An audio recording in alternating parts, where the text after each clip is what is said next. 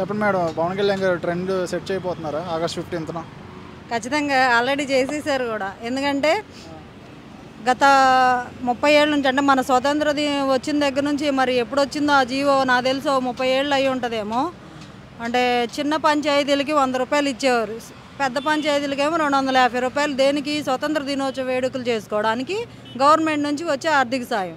అలాంటిది ఈరోజు పవన్ కళ్యాణ్ గారు గ్రామాల్లో, పట్టణాల్లో, గ్రామ పంచాయతీ పరిధిలో స్వతంత్ర దినోత్సవ వేడుకలు చేసుకోవడానికి ఒకేసారి 10,000 రూపాయలు చిన్న పంచాయతీకి, పెద్ద పంచాయతీకి 25,000 రూపాయలు అలాగా జీవో రిలీజ్ చేశారు. అంటే స్వతంత్ర దినోత్సవ వేడుకలు చేసుకోవడం ఎంత అవసరం అనేది ఇప్పుడు రాబోయే జనరేషన్ విద్యార్థులకి, ముఖ్యంగా స్కూల్స్లో సెలబ్రేట్ చేసుకోవాలి అనేది చాలా ఇంపార్టెంట్ విషయం అది. ఎందుకంటే రేపు విద్యార్థులే భవిష్యత్ పౌరులు. వాళ్ళు తెలుసుకోవాలి స్వతంత్రం కోసం పోరాటం చేసిన యోధుల గురించి, నాయకుల గురించి, ఆ రోజుల్లో ఎలా చేశారు ఏంటి అనేది తెలుసుకోవాలి. అలా తెలుసుకోవాలంటే పిల్లలకి క్విజ్ పోటీలు పెట్టాలి, డిబేట్ ప్రోగ్రామ్స్ పెట్టాలి, అలాగే గేమ్స్, ఇవన్నీ రకరకాలుగా ప్రోగ్రామ్స్ కండక్ట్ చేయాలి. వాళ్ళకి ఎంకరేజింగ్కి ఏమన్నా గిఫ్ట్లు ఇవ్వాలి. మరి అవన్నీ చేయాలంటే డబ్బులు కావాలి కదా. 100 రూపాయలతోటి ఒక బిస్కెట్ ప్యాకెట్ కూడా రాదు. అలాంటిది మరి సర్పంచ్లు ఎలా సెలబ్రేట్ చేస్తారు ఇండిపెండెన్స్ డేని? అందుకనే పవన్ కళ్యాణ్ గారు మన స్వతంత్ర దినోత్సవం ఇంపార్టెన్సు ప్రతి ఒక్కరికి తెలియాలి. కాబట్టే మన ఆర్థికంగా ఇప్పుడు మన ఖజానా చాలా ఆర్థిక లోట్లో ఉన్నప్పటికీ స్వతంత్ర దినోత్సవ వేడుకలు ఘనంగా జరగాలి అని కృతనిశ్చయంతో ఉన్న గొప్ప నాయకుడు కాబట్టి. ఎందుకంటే ఎంతో గొప్ప మహానుభావులు త్యాగాలు చేసి ఈ భారతావనికి మనకు స్వతంత్రం తెచ్చిపెట్టారు కాబట్టి ఈ వేడుకలు ఘనంగా జరగాల్సిన అవసరం ఉంది కాబట్టి ఆయన జీవో రిలీజ్ చేశారు.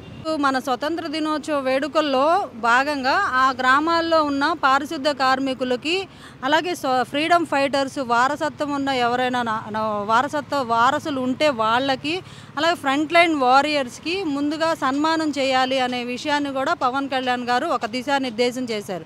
స్వతంత్ర దినోత్సవ వేడుకల్లో ఎలా చేయాలి, క్విజ్ ప్రోగ్రామ్స్, వీటితో పాటు పారిశుద్ధ కార్మికులకు సన్మానం, ఫ్రీడమ్ ఫైటర్స్ వారసులకు సన్మానం, అలాగే అక్కడ ఏదైనా ఘనత సాధించిన క్రీడాకారులు కానీ, ప్రసిద్ధి చెందిన వాళ్ళు ఆ గ్రామంలో ఎవరన్నా ఉంటే వాళ్ళను కూడా ఘనంగా సత్కరించుకునే రోజుగా ఈరోజు ఉండాలి అని చెప్పి పవన్ కళ్యాణ్ గారు దిశానిర్దేశం చేయడం జరిగింది, మన డిప్యూటీ సీఎం గారు. అలాగే ఆ రోజు మనం ప్లాస్టిక్ ఎక్కువ వాడేసి ఇలాగా ప్లాస్టిక్ ఫ్లాగ్స్ని ఎక్కువగా వాడి ఆ రోజు అంతా రోడ్డు మీద పడేసి వాతావరణం పొల్యూషన్కి కారణం అవుతున్నాం, మన కాలుష్యాన్ని పెంచుతున్నాం. అలాగే ప్లాస్టిక్ వాడకం నిరోధించాలని చెప్పి ఇది సీడ్ బేసిక్ మీద ఉన్న ఒక ఫ్లాగ్ అనమాట. ఇది మనం వాడి పడేసినా దీనిలో సీడ్ ఉంటుంది, దాని నుంచి ఒక మొక్క వస్తుంది. అంటే మొక్కలు వాటందరికి అవే పెరుగుతాయి. సో మనం ఒక పని చేసినా తద్వారా కూడా పర్యావరణానికి హాని కలగకుండా మేలు జరిగేలాగా, మొక్కలు వచ్చేలాగా కూడా సీడ్ బేసిక్ మీద ఉన్న ఫ్లాగ్స్ని వాడమని ఆయన పిలుపునివ్వడం జరిగింది. దయచేసి అందరూ ఇలాంటి ఫ్లాగ్స్ వాడి ప్లాస్టిక్ని నిరోధించండి. Thank you.